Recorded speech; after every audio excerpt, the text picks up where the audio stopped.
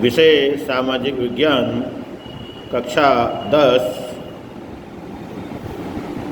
विद्यार्थी मित्रों, आपका मैं वीरेंद्र मिश्रा हार्दिक स्वागत करता हूं। अपने चौथे पाठ की चर्चा कर रहे थे।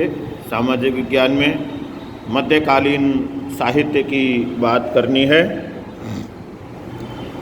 उत्तर भारत में मध्य युग की शुरुआत में संस्कृत साहित्य की भाषा बनी रही। इस युग में कश्मीर में 2 ग्रंथ लिखे गए, जिनमें पहला है सोमदेव जी का लिखा गया कथा सरित सागर और दूसरा है कल्हण का राजतरंगिणी। इसमें राजतरंगिणी कश्मीर के इतिहास का वर्णन करने वाला महत्वपूर्ण ग्रंथ है। सही अर्थ में भारत का सबसे पहला ऐतिहासिक ग्रंथ है। दूसरी रचना जयदेव का गीत गोविंद है, जिसकी गिनती संस्कृत की सुंदरतम काव्य में होती है। इस समय अपभ्रंश हुई भाषा में से आधुनिक भारतीय भाषाओं का विकास शुरू हुआ।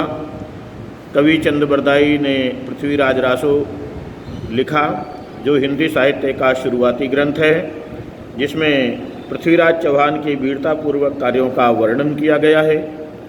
मित्रों, इस समय दक्षिण भारत में संस्कृत साहित्य की अधिक अनुपात में रचना हुई, जिसमें शंकराचार्य जी ने भाष्य रचा।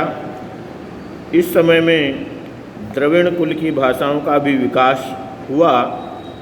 कुछ समय तक कन्नड़ साहित्य पर भी जैन धर्म का प्रभाव था। कवि पंपा जी ने आदि पुराण की रचना की। 16वें तीर्थंकर के जीवन चरित्र का चित्रण शांति पुराण में कवि पोन्ना ने किया। रत्ना जी ने अजीतनाथ पुराण नामक ग्रंथ की रचना की। इस युग में कवि पंपा, पोन्ना और रन्ना की प्रारंभिक कन्नड़ साहित्य की को त्रिपुटी कहा जाता है। विद्यार्थी मित्रों, कवि कंबल ने तमिल भाषा में रामायणम ग्रंथ की रचना की। इसके अलावा तमिल भाषा में भी अन्य प्रसिद्ध साहित्य रचे गए हैं।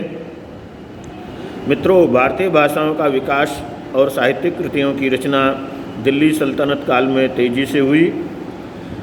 हिंदी में भाषा के 2 स्वरूप हमारे सामने आए, जिसमें ब्रज और खड़ी बोली में भी जो मुख्य बोलियां हैं रचना हुई। इसमें अनेक प्रकार के भक्ति गीत रचे गए। हिंदी और गुजराती भाषा से मिलती जुलती राजस्थानी भाषा में भी वीर गाथाएँ लिखी गईं। आल्हा उदल, बिसलदेव और रासो इस समय के प्रसिद्ध वीर गाथाएँ हैं। इनके अलावा मित्रों, आधुनिक भारतीय भाषाओं में भी साहित्यिक रचना हुई। मुल्ला दाऊद जी ने अवधी भाषा में चंद्रायन नामक का ग्रंथ लिखा, जो कि सबसे पुराना ग्रंथ माना जाता है। फारसी भाषा दिल्ली के सुल्तानों की राजभाषा थी। उनके साहित्य के प्रभाव में अनेक शब्दों का समावेश भारतीय भाषाओं में हुआ। इस युग में कई साहित्यकार हुए।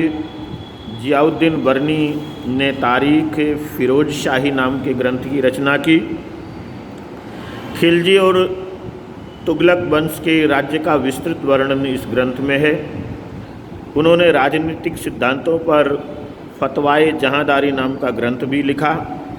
अमीर खुसरो इस समय के सबसे महान साहित्यकार माने जाते हैं।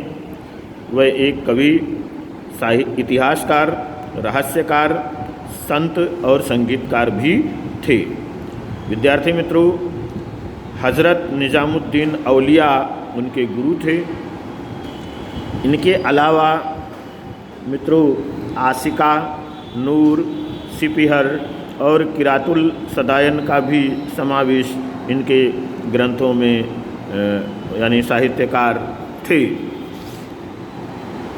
मित्रों, इनकी पुस्तकों में भारत का वातावरण, उसकी सुंदरता, इमारतों और ज्ञान विज्ञान की खूब प्रशंसा की गई है। मित्रों, दिल्ली के निकट क्षेत्र में बोली जाने वाली भाषा को ये लोग हिंदवी कहते थे और उसे अपनी मातृभाषा भी कहते थे। उन्होंने कई काव्यों की रचना की है। हिंदी और फारसी को मिलाकर द्विभाषी चौपाई और दोहे भी इस समय रची गई है। धन्यवाद।